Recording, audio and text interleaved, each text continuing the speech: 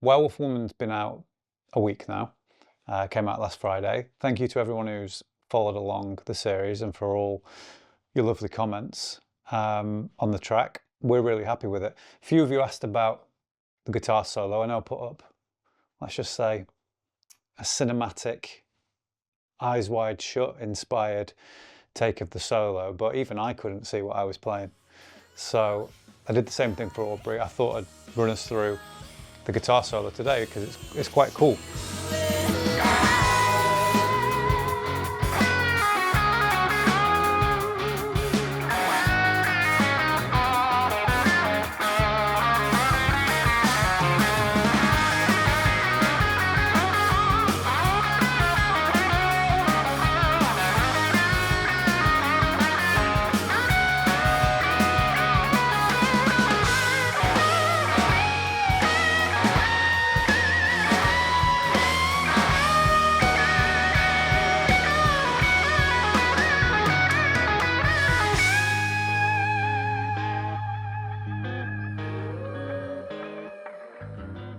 The rhythm that goes behind it is basically A,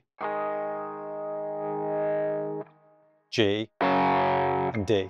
And you've got this kind of bluesy riff, right?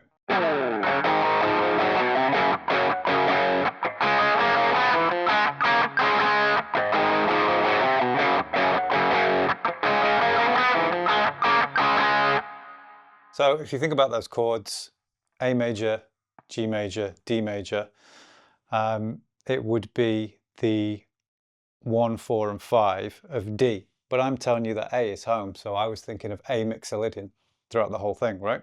So if you're not familiar with that scale, it's basically the major scale with a flat 7. It goes a little something like this.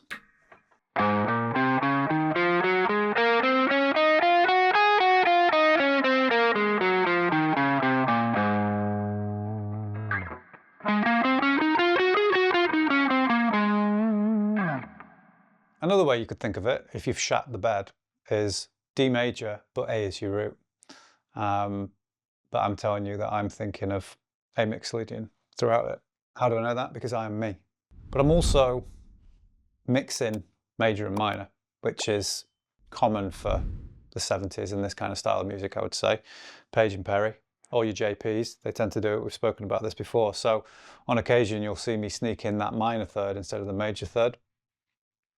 And I think it sounds good. So I'm going to move through this fairly swiftly and just kind of communicate my intention to you. If you want the detailed tab backing track to play over without me bothering you, you can grab that on my Patreon.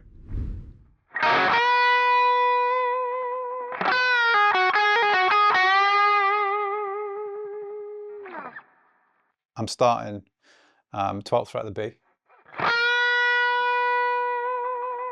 That semitone push that we talked about, major second to minor third, and then we do this. Let it down, and then this cool little hammer on pull off. Got a little swingy skip to it.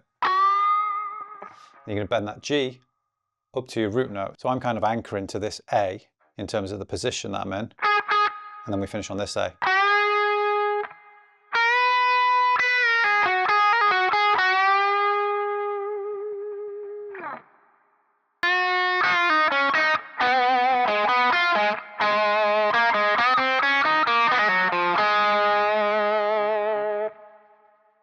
So now we're in that first box of A mixolydian that I talked about before. I'm starting by bending that 7th fret of the B up to the 8th fret semitone. Similar kind of lick to the first one, just a slight sort of evolution. Drop down. Quite like that. I'd not done that before, but it's what I had in my head, so. Basically going 5 on the G, some raucous vibrato down to the root, up to that major 6, and then down to the root again. Kind of makes a D7 in terms of the notes I'm hitting, but it's also kind of spotlighting mixolydian, those important different intervals. And then this.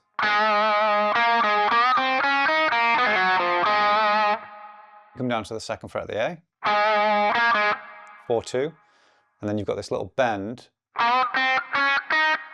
2, 3, 5 on the B, open B, and then pull off the 5 to the 2.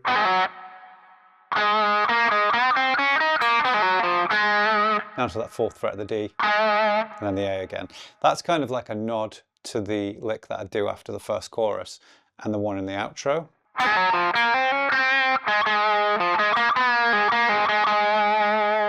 And I wanted a little nod in the solo. Those two together.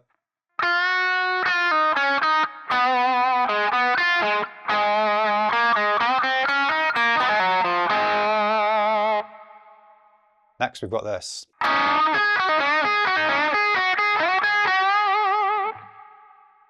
This is my Freebird moment. So back up to that first position.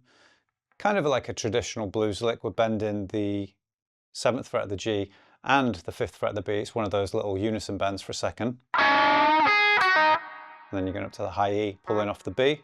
You know this lick. Last time you just flick back up to the root at the top. And then, again, we're making use of that G on the 12, bending up to the root. So I bend up to it, hit the 10 on the B, unison, and then back to the root again.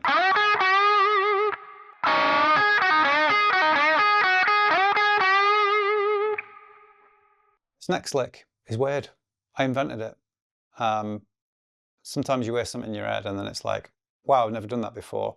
And this is why I enjoy, and I am enjoying writing my own solos again, because I'm creating more of a voice for myself. It's not just a bunch of licks that sound like other people. Like, if no one else has written this lick, it's mine now. I'm showing it to you, and you're going to sound like me. Which is a shame, really.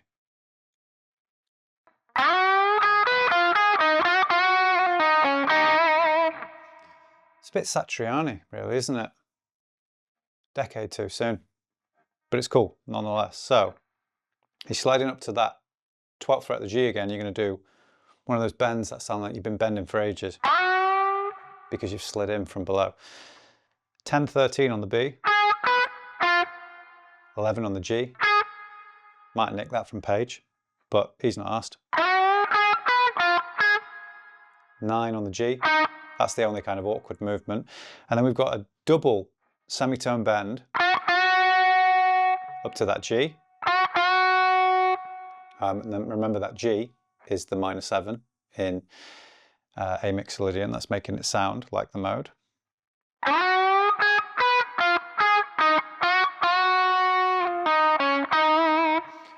Very quick semitone slide and back. Like that. Down to the 12 on the D and then back to that 9th fret of the G.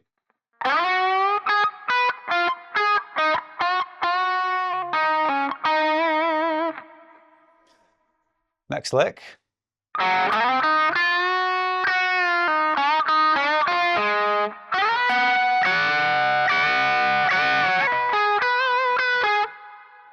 This might be a bit Skinnerd inspired, which is nice because I'm aware of the influences that I've pulled from here. So it's that kind of little twangy open G, sliding up to that major 3rd of A, 6th fret of the G. And then you go in 5-7 on the B. It's got a little semitone bend and a pre-bend release. Cool little unison evolving bend lick again. So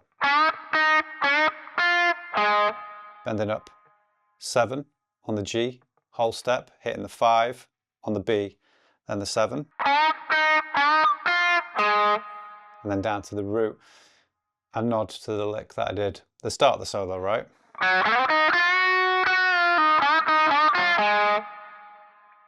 And then we're going to slide index finger all the way up to the 13 on the B, which is that minor third of A. And then pinky on the 15 of the high E, and then you're going to bend 15 of the B and kind of do these oblique bends. So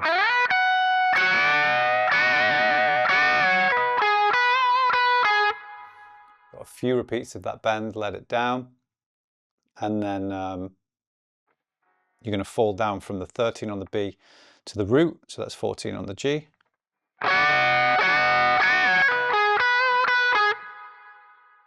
This kind of stuff here, I think, is definitely inspired by Mr. Dwayne Allman, because a few of you will have seen that video I did earlier this year, which is when a student asked if we could do the live version of Liz Reed, and we did it all.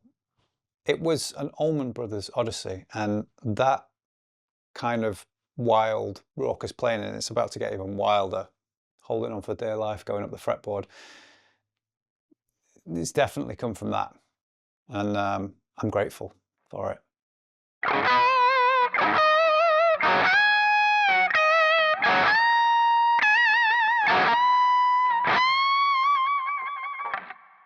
You have to rake into everything, as I do, because you want it on the edge.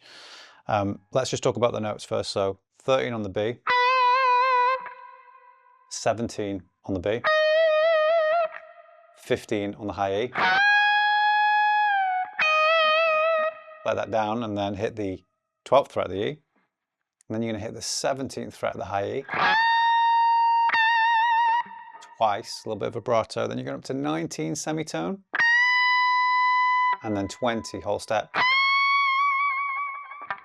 It's kind of hard to show you that slow and get it to sound like the track.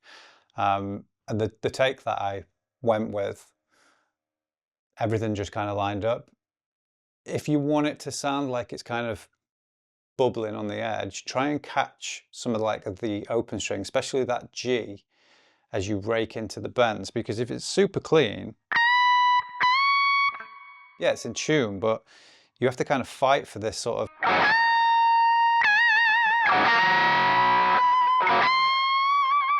You see when I caught that open G there on that semitone bend on the 19, it really just kind of did that sort of harmonic overtone thing, and it makes it sound like even more of a crescendo. Last part.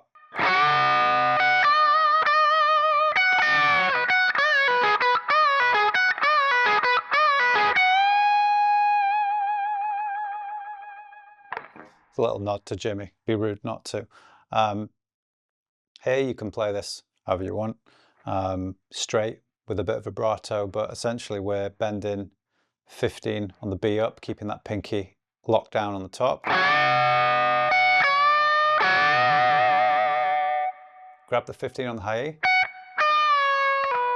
pull off, and then up to that high E. And then we've got this.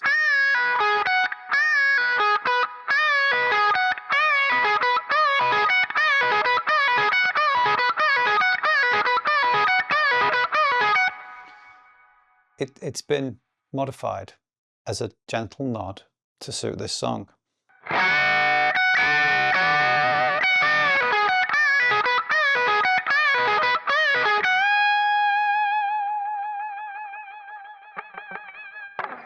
And then you're going to grab that 15th fret at the high E, bend it up to the root note, A. That's it. I reckon I play that all through slowly now, hopefully without any mistakes. And yeah, it's over to you then to practice it, get it down.